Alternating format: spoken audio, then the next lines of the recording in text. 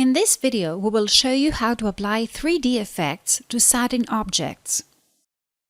For any satin fill object, you can apply a 3D-like effect using Underlay option. Let's see how this works. We have this satin object. By default, the software automatically selects an underlay.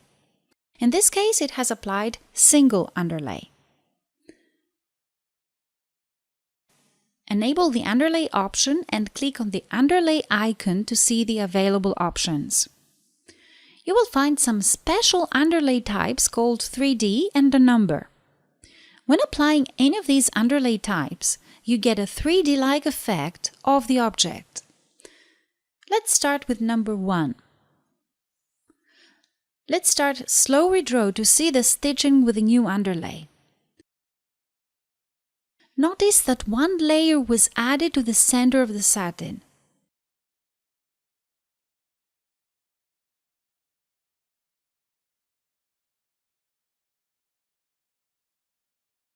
In the same way, if you select 3D 3, it will go back and forth 3 times before adding the satin stitches.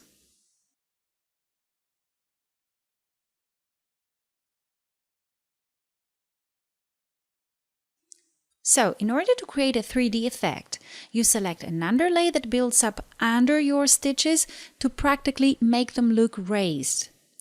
According to the number of the 3D underlay, the number of added layers changes. So, using the number 5, it will add 5 layers of underlay to make it look even more thick.